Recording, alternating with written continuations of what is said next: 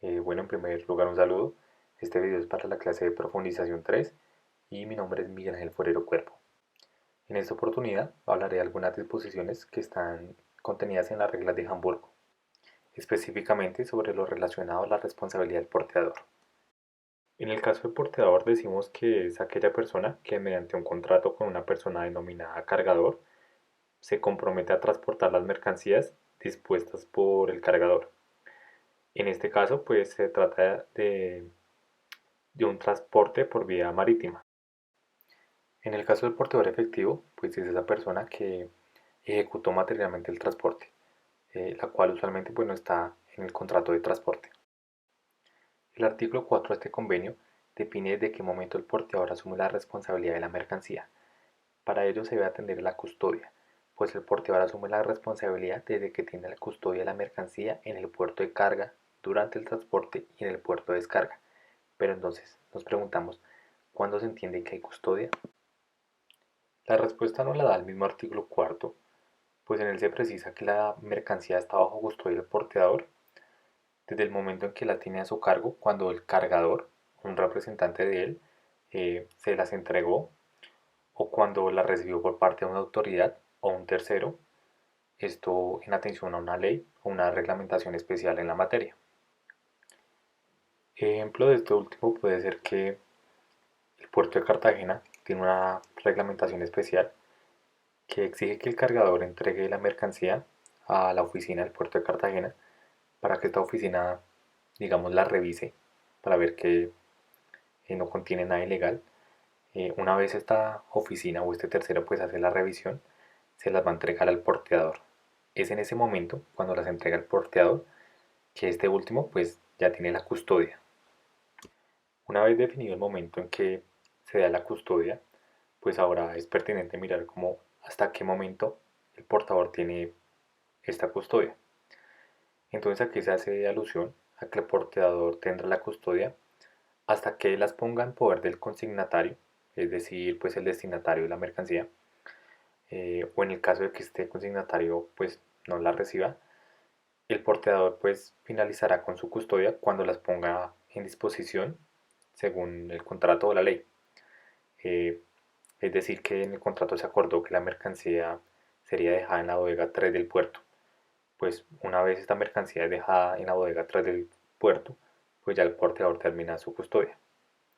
Otra hipótesis puede ser que las ponga en poder de una autoridad o de un tercero de acuerdo pues a la ley o una reglamentación especial. Una vez determinado lo referente a la custodia, el artículo quinto del convenio contempla los fundamentos de la responsabilidad. Se dice que como regla general se establece que el porteador será responsable de la mercancía que esté bajo su custodia por el daño, pérdida y el retraso de esta. Asimismo se contempla una excepción y es que tanto el porteador, sus empleados o agentes no serán responsables del daño, pérdida o retraso si logran demostrar que adoptaron todas las medidas que razonablemente podían exigirse. Entonces, por ejemplo, en medio de un transporte de mercancías por vía marítima, se está cumpliendo con un itinerario, eh, pero de un momento a otro surge una tormenta marina, la cual exige pues hacer una pausa en el trayecto. Esto genera obviamente retraso, pero es un retraso que pues no es culpa del porteador, ya que él venía atendiendo pues su itinerario, sino que se debió pues a la tormenta, a un hecho totalmente ajeno de él. Una vez tocado el tema del retraso en la entrega, pues digamos que se entiende que hay retraso cuando la mercancía no ha sido entregada en el punto de descarga dentro del plazo acordado entre las partes. Es decir, que en el contrato de transporte se contempló como plazo la entrega de la mercancía los 5 primeros días del mes de octubre. eh, Sin embargo, pues ya pasaron los 5 días y no llegó la mercancía. Pues se entiende que hay un retraso de esta. También hay casos en los que no se acordó un plazo específico. Eh, en estos casos se debe atender como a circunstancias del caso concreto para determinar un plazo razonable. Aquí, por ejemplo, eh, se quieren traer unas patinetas por vía marítima desde el puerto de Valencia en España hasta el puerto de Cartagena. En el contrato pues no se especificó como el plazo para esto, pero pues atendiendo a la distancia eh, se puede decir que este transporte tardaría entre 26 a 30 días. Entonces, este sería el tiempo exigible a un porteador diligente. Frente a cuando se considera perdida la mercancía, el convenio contempla que se presume perdida la mercancía cuando 60 días siguientes al plazo de la entrega, pues la mercancía no ha llegado. Por ejemplo, si se contempló como fecha de entrega el día 7 de agosto de 2020 y hoy 11 de octubre ya pasaron más de 60 días y la mercancía pues no llegó, pues se entiende que esta se perdió.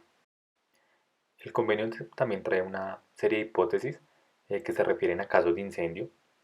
Aquí se contempla que el porteador será responsable en los casos de incendio cuando, primero, este se produjo por culpa o negligencia de sus empleados o agentes. Entonces, por ejemplo, el porteador fumó en un área prohibida, lo que originó el incendio. Aquí por culpa del porteador deberá responder.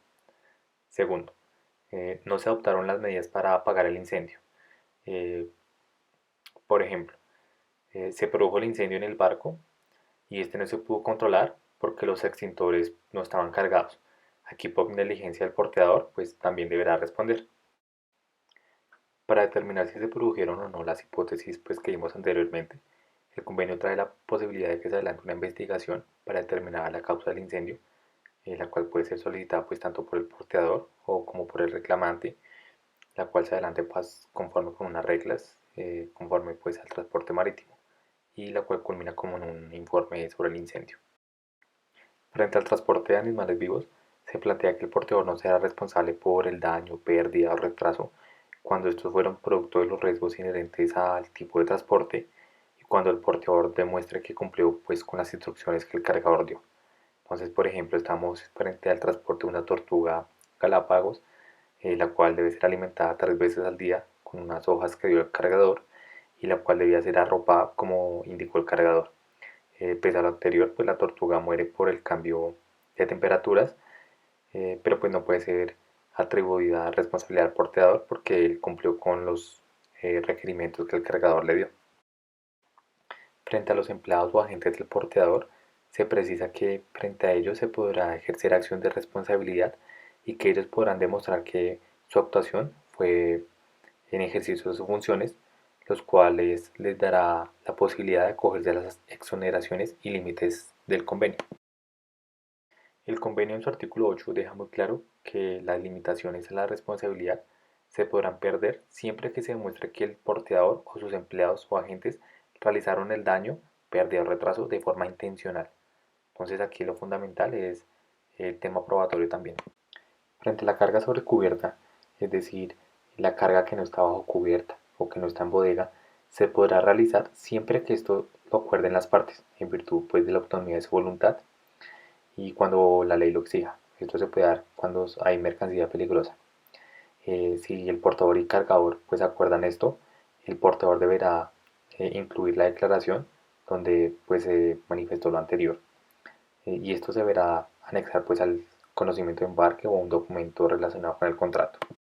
Si no se anexó pues la declaración, el portador deberá probar que esto sí fue así y aquí vuelve a jugar el tema probatorio. Entonces pues debe determinar con testigos o pruebas documentales que pues esto fue acordado. Si el portador decide por sí solo que transportará sobre cubierta cierta mercancía, eh, además de la responsabilidad general, el portador será responsable de la pérdida, daño o retraso que provenga por el transporte sobre cubierta. Entonces, por ejemplo, si el portador decidió que iba a transportar las motocicletas sobre cubierta, las cuales se dañaron por estar a la intemperie, pues él deberá responder por este daño. El artículo 10 también plasma la responsabilidad del porteador y porteador efectivo, diferencias que ya vimos al inicio de este video. La importancia radica en que el porteador seguirá siendo responsable de la totalidad del transporte, así exista un porteador efectivo, que el porteador será responsable de las acciones y omisiones del porteador efectivo o empleados o agentes de este porteador, y que todas las disposiciones se aplicarán también a la responsabilidad del porteador efectivo. Frente a obligaciones especiales que el porteador haya aceptado, solo serán exigibles al porteador efectivo si él las aceptó expresamente y por escrito. Entonces, por ejemplo, el porteador aceptó transportar y lavar los carros. El porteador efectivo deberá aceptar esto expresamente y por escrito para que le sea exigible. Asimismo, podrá operar la responsabilidad solidaria entre ambos porteadores y el porteador tendrá derecho a repetición en contra del portador efectivo